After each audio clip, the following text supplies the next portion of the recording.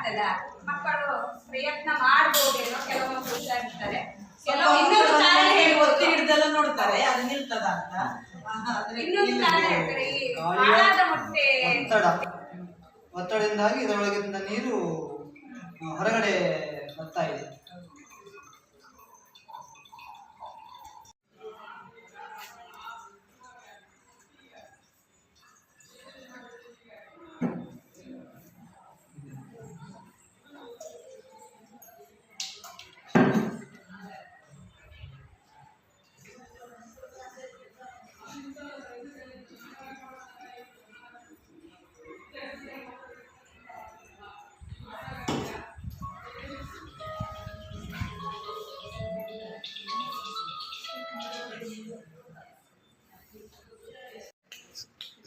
ಸಾಕು, okay, thanks.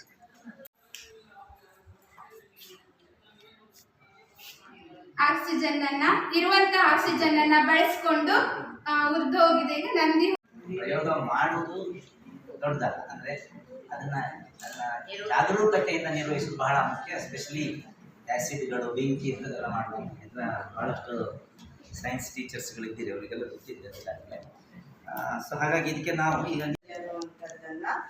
ತೋರಿಸುವಂತ ಒಂದು ಪ್ರಯೋಗವನ್ನು ಮಾಡ್ತೇನೆ.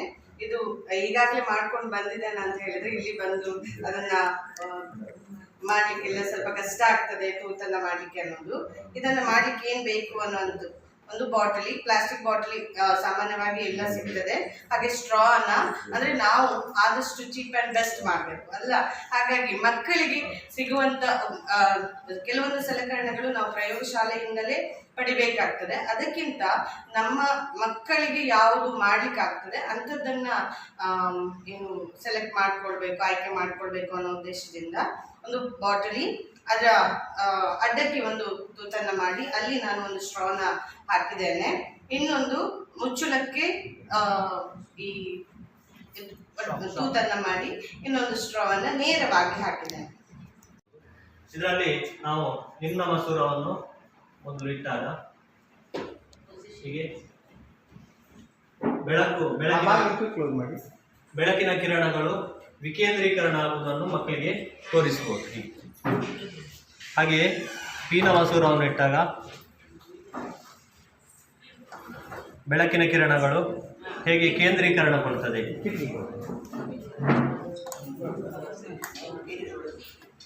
ಇಲ್ಲಿ ಕೇಂದ್ರೀಕೃತ ಆಗಿ ಬರುತ್ತೆ ನೋಡಿ, ಇಲ್ಲಿ ಮತ್ತೆ ಇದಾಗಿ ಮತ್ತೆ ಪುನಃ ಹೀಗೆ ಡಿಸ್ಪರ್ಸ್ ಆಗ್ತದೆ. ಮತ್ತೆ ಪಟ್ಟಕವನ್ನು ಗಾಜಿನ ಚಪ್ಪಾಡಿ ಅಂತ ಹೇಳ್ತೀವಿ, ರೆಡಿಯಾಗಿದೆ, ನಮ್ಮ ವೀಕ್ಷಣೆಗೆ ರೆಡಿಯಾಗಿದೆ. ಇದನ್ನು ನಾವು ಮೈಕ್ರೋಸ್ಕೋಪ್ ಇಲ್ಲಿ ಗೊತ್ತಿಲ್ಲ, ನಮ್ಮ ಶಾಲೆಯಲ್ಲಿ ಮೊನ್ನೆ ತಂದಿದ್ದೇವೆ ನಾವು. ಲೆನ್ಸ್ ಸಿಗ್ತದೆ, ಅದು ನಾವು ಒಂದೊಂದನ್ನು ಚೇಂಜ್ ಮಾಡ್ಲಿಕ್ಕೆ ಆಗ್ತದೆ. ಈಗ 10x ಝೂಮಲ್ಲಿ 10x ಇದರಲ್ಲಿಟ್ಟು ಲೆನ್ಸಲ್ಲಿಟ್ಟು ನಾವು ಫಸ್ಟಿಗೆ ಇದನ್ನು ಫೋಕಸ್ ಮಾಡಿದರೆ ಆಯಿತು. ಆಮೇಲೆ ನಮಗೆ ಅದರ ಡಿಟೇಲ್ ವ್ಯೂ ಬೇಕಾದರೆ 45 ನೋಡ್ಬೋದು, ಮತ್ತು 100 ಬೇಕಾದರೆ ನೋಡ್ಬೋದು. ಇದು ಒಂದು ಸ್ಲೈಡನ್ನು ಹೇಗೆ ರೆಡಿ ಮಾಡುವುದು ಅಂತ. ಕಾಂಡವನ್ನು ಕೂಡ ಹಾಗೆ ಯಾವುದೇ ನಾವು ಲೇಯರ್ ಅನ್ನು ನೋಡ್ಬೇಕಾದ್ರೆ ಇದರಲ್ಲಿ ಮೈಕ್ರೋಸ್ಕೋಪ್ ಅಲ್ಲಿ ನೋಡ್ಬೇಕಾದ್ರೆ ಟ್ರಾನ್ಸ್ಪರೆಂಟ್ ಆಗಿರ್ಬೇಕು, ಅಂದ್ರೆ ಅಷ್ಟು ತೆಳುವಾಗಿ ನಾವು ಅದನ್ನು ಕಟ್